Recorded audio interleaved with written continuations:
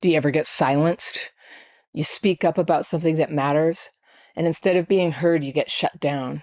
Maybe people laugh, maybe they roll their eyes, maybe they call you too sensitive or dramatic or hard to deal with. And then just like that, the focus shifts away from what you're trying to say and onto you, as if you are the problem or the reason that you can't be heard. That is silencing, and the cost of it can be enormous to your spirit. It doesn't just chip away at your confidence. It can stop your life from coming to fruition. It can choke off your purpose, your contribution, the good that you were meant to bring into the world. Now, sometimes you might be saying things, that turn out to be wrong or even harmful. And that's why telling the truth can only do good when it's accompanied by wisdom. So you need a willingness to speak up, you need to tell the truth, and you need to do it in a way that's wise for it to do any good. So let me talk about that in a minute. Now, there's a price to speaking up. You may lose friends.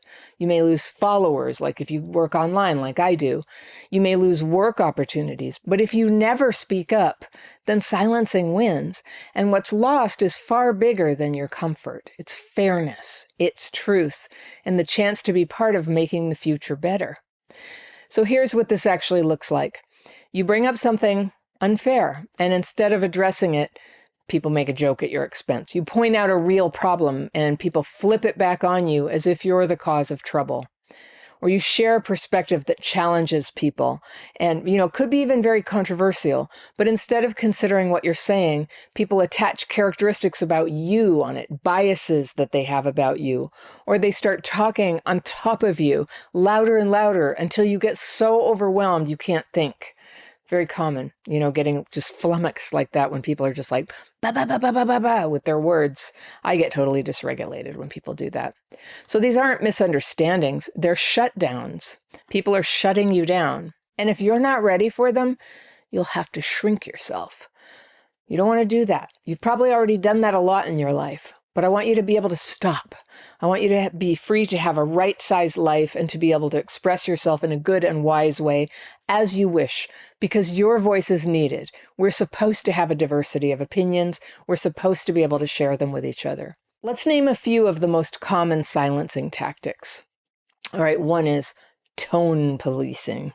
You say something important, maybe with emotion, right? Your voice maybe getting a little tight up there. So instead of hearing what you said, they zoom in on how you said it. You're being aggressive, calm down. Nobody likes that. I can't talk to you when you're like this. So then now they've made you the bad guy, and your actual point, it's erased. It's gone. Who even remembers? All right, the second thing is shaming through words. Like, you always make everything about you, don't you? Or you're so negative, or you take everything so personally. So suddenly your reaction is the problem, not the behavior that prompted you to react in the first place. All right, number 3 is withholding connection. You tell the truth, and they punish you for it. They change the subject. They ignore your text. They leave the room. They talk about you behind your back. You're being told, be quiet or be cut off. And this is a hard one if you have abandonment wounds. It can really keep you terrified to say what you really want. All right, number 4 is just overwhelm. They dominate the conversation. They raise their voice, cutting you off, piling on words, demanding you prove what you're saying, just really fast. Prove it, prove it, prove it, prove it. And you're looking at your phone like, well, let me see if I can get this. It just gets to be too much. And then they interrupt you while you try, and then your mind is scrambled and you can't hold your ground.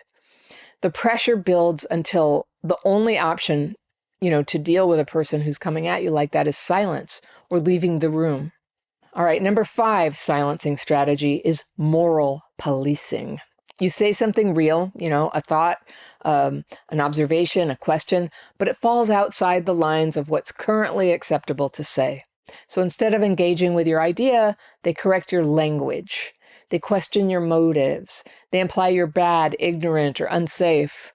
And what you said is dismissed without ever being discussed. And worse, you're warned that if you keep stepping out of the lines, you'll pay for it with shame and exclusion or being branded as a problem. For me, part of what's been so hard about having CPTSD is that when people use bullying tactics on me to stop me from speaking, I used to get dysregulated. I still do when it's really bad. But do you know the signs that you're getting dysregulated? This is important to know. And if you want it, you can download my free quiz on signs of dysregulation. I'll put the link in the top row of the description section right under this video so you can see if the signs have shown up in your life. But when my nervous system is dysregulated, my heart is pounding, I can't organize my thoughts, my words come out all angry. Do you have that? What helps so much is if you have some workarounds so that you can hold your ground, even when you're panicked and you can't feel your hands. That's what I get. I just I'm numb. I can't feel anything. I'm kind of checked. I'm starting to check out. I go from freak out to check out. Do you know what I'm talking about? Silencing doesn't win because other people are stronger than you. It wins because you hand over your power when you start doubting yourself. The minute you stop trusting what you saw, what you felt, what you meant, the whole dynamic tilts against you. Now, it's not their tone policing that shuts you up. It's believing that you have to explain yourself. And it's not their cold shoulder that erases you. It's your need to get their approval. And it's not their moral policing that controls you. It's you silencing yourself before they even have to. And here's what's at stake. When you silence yourself, your life can't become what it's meant to be. Your purpose, your contribution, the good you were meant to bring into the world, all of it stays locked inside. And when the truth is stuffed down like that, it doesn't do good things to you. You might have noticed you're tired. You've lost your enthusiasm. You don't even know what's true anymore. It's like a malaise. Don't let the life be squeezed out of you by bullies who demand to control your thoughts and your words. Speaking up isn't easy. There's a price. You may lose friends, you may lose followers, and sometimes you may even risk your job. And that's why you have to know the difference between blind rage and wisdom. We all know people who claim they're just, I'm just speaking my truth, when really they're just lashing out. This is self-defeating behavior. Us traumatized people, we have more than our share of self-defeating behaviors. And by the way, if you want to learn about self-defeating behaviors that are really common in traumatized people, I have a list. This is a list that I really put a lot of thought into. I'm sharing it for free with you. You can get that down in the description section too. It's just a download. It's a PDF. It's a little bit longer than most of my handouts. And I'll put it, you may have to click that little more button. You know it. When you go down below the video, there's a description section. You see the first top lines, and then there's this little word more. You click that and the whole thing opens up, and you can see links to all the stuff that I offer. So to be effective, you'll need to clear up your self-defeating behaviors. I'm going to just level with you. You need to pick your battles. You need to clear up your side of the street. You need to time when you speak to people.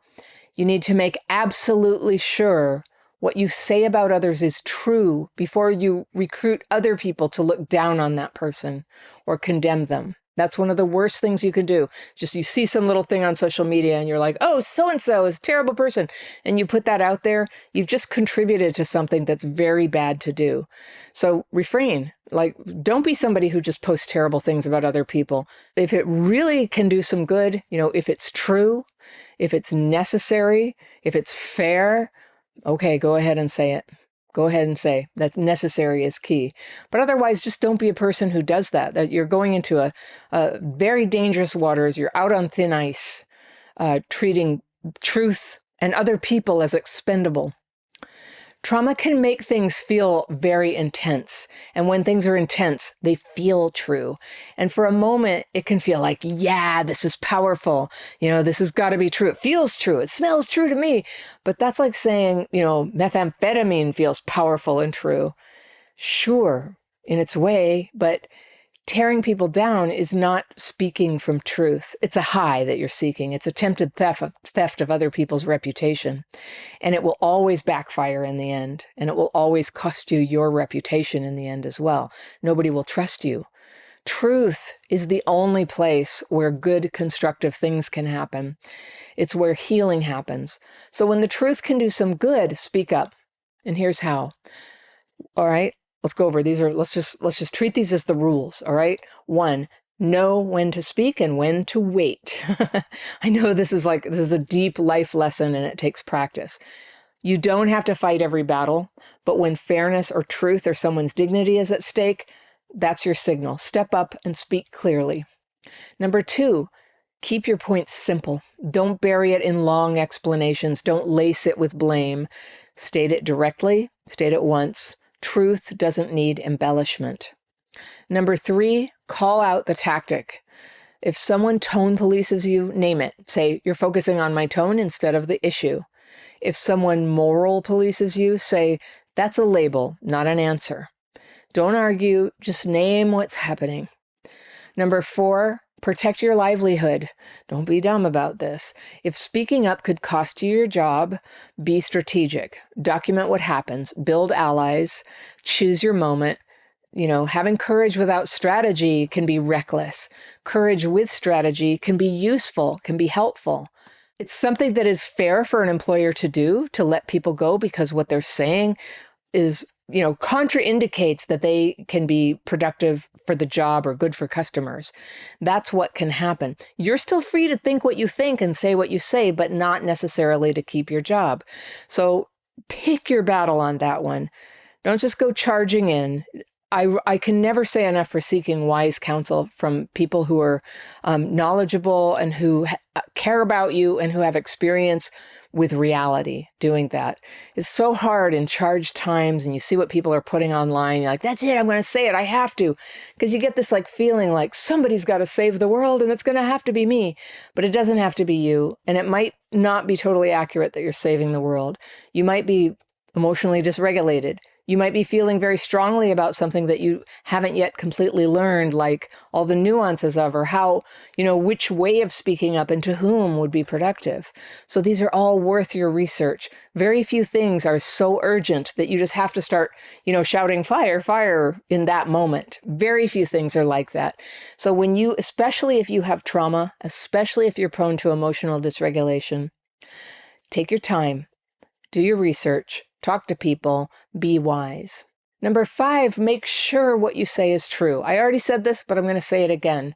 This is what I think is the most toxic thing online, is things that aren't true. They kind of snowball. So many people say them that they just become like accepted fact for many people. And it's devastating. It's devastating to any productive effort that we're making to try to help people or make the world better. So never pass along rumors or half-truths.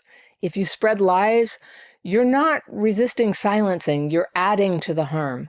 So protect your integrity by checking your facts before you speak. Number 6, stay honorable. No matter how unfair the other person is, keep your integrity. Don't attack for the sake of attacking. Don't think that if you lash out at somebody, you're going to feel better afterwards. It's a very temporary high, lashing out. It's usually going to leave you in pain and with problems that are harder than the ones that made you angry in the first place. So speak in ways that are fair, honest, looking for the good in things, directed at truth, never revenge, never trying to prove, that you'll show them. Number 7 is walk away when that makes sense. Sometimes the most powerful thing you can say is nothing. If someone refuses to engage in good faith, just disengage. Their silence is on them. You can hold your head high, you can retain your sanity, you can save your energy for what matters. So choose your battles, be fair, time your words, don't hurt others when you don't have to, and lift them up whenever you can. Seek the good, seek the unity that is potential in division. Make absolutely sure what you say about others is true before you tell other people and do harm. We're all meant to play a role. When you are playing a role expressing yourself, when you are able to actually listen to other people when they express themselves, you're going to discover that while people have very different views on things, that's actually a good thing. The last thing we would want is a whole bunch of people in control who all thought exactly the same thing. You don't want that. We're meant to have robust discussion and consider all sides of things and work together. And that has gotten so hard to do, so painful and destructive to relationships, because people are tipping over into that vicious, careless, ill-timed, unthoughtful dishonesty. But find your way to speak up. Practice it. Because if you never speak up at all, then silencing wins. And we all pay the price for that. You can do better. Let it start with you. If you like this video, I've got one that you're going to love right here, and I'll see you very soon. It's hard to perceive accurately what's going on in those moments. Like, what just happened? What's the actual problem? Is it me? Is it the other person? What am I supposed to say?